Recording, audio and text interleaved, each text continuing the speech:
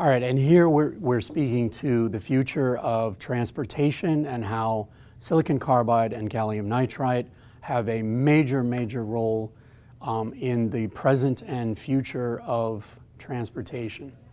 So, and we will have three past and present context for this display.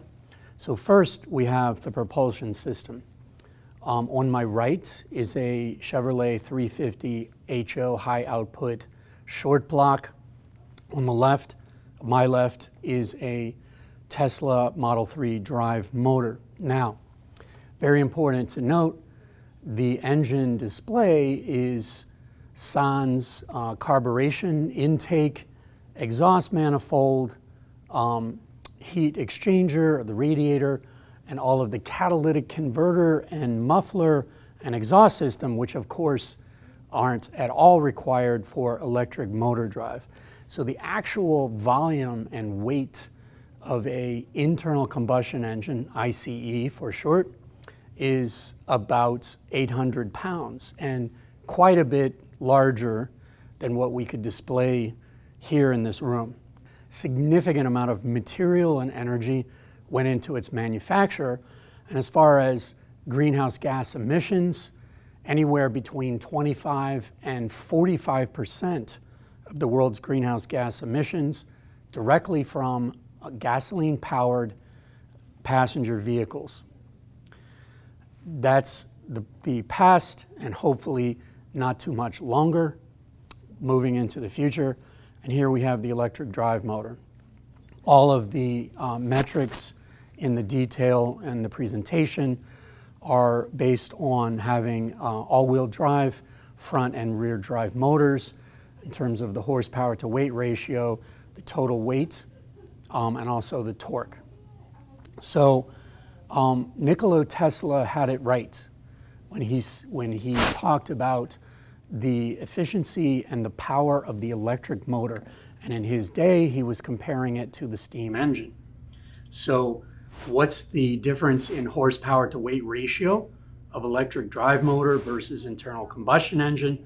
It's about 3.5 times different, okay? Torque, anyone who's sat in or driven an electric vehicle will know that the low-end torque, or the starting out, is 5 or 6 times greater than the torque from a internal combustion engine. That's where the acceleration comes from, and the appreciation of the driving, and also in the high RPM range, also a continued torque curve.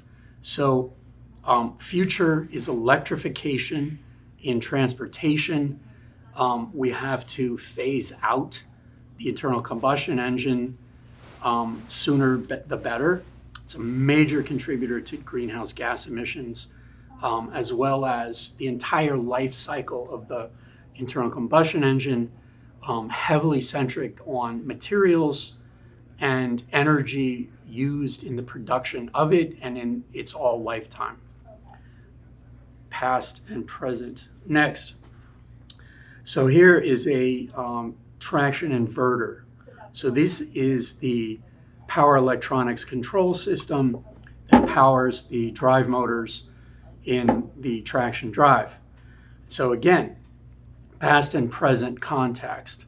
So in the past, silicon power transistors were used in the traction inverter, and today that's silicon carbide. And so what does that do for the efficiency of the traction drive?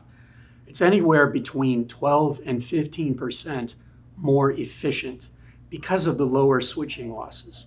And so that 12 or to 15% of traction inverter efficiency directly corresponds to the battery pack range extension. So one of the major challenges of electric vehicle adoption is the range. So silicon carbide helped get us to the battery pack ranges that we have today, which of course make it very convenient for electric vehicle ownership.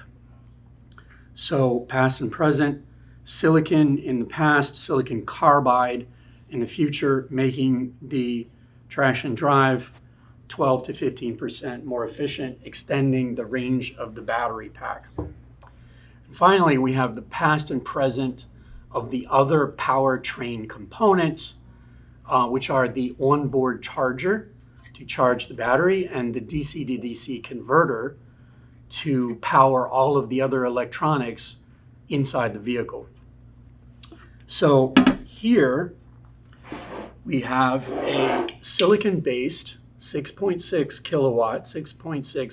kilowatt silicon-based onboard charger that could be available today in a tier 2 situation off the shelf.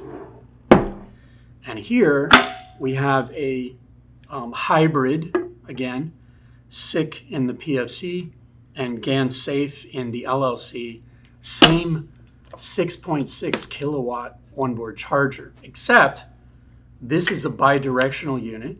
So we have vehicle to grid capability. This silicon unit is unidirectional. And the integrated DC to DC converter, also smaller. 1.2 kilowatts DC to DC integrated in this, 3 kilowatts DC to DC power in this. So the total power density, this is about 0.8 kilowatts per liter. This is 3.9 kilowatts per liter. Significant increase in power density. In a moment, I'll talk about why that is so important. But you can see hybrid OBC versus silicon OBC and where we get. Now, remember the size of the 6.6 kilowatt silicon OBC. And here is a 22 kilowatt OBC, also 3 kilowatt DC to DC with Navitas GaNSafe components all inside. So 3.5 times higher charge rate in the same volume and the same weight. That's the power of wide bandgap semiconductors in the powertrain components. Now, we talked about battery efficiency and traction inverter efficiency and what that does to the adoption of electric vehicles and the convenience of owning them. And we talked about weight reduction, right? The weight, all of the weight, massive weight of the internal combustion engine, the weight of versus the weight of the electric drive motors and the other powertrain components. Why is that important? Kinetic energy, 1/2 mv squared. So to accelerate mass takes energy, and the less mass you have, the less energy it takes to accelerate it. And there's a behavior called secondary mass reduction in vehicles. This has been studied for the last 3 or 4 decades throughout the automotive industry's history. And what we recognize is that reducing 1 kilogram of mass or weight in the vehicle has a multiplication effect. So that becomes about 1.6 kilograms reduced once that ripple through in all of the other components, okay? So there's a saying, if it moves, it must have wide bandgap, right?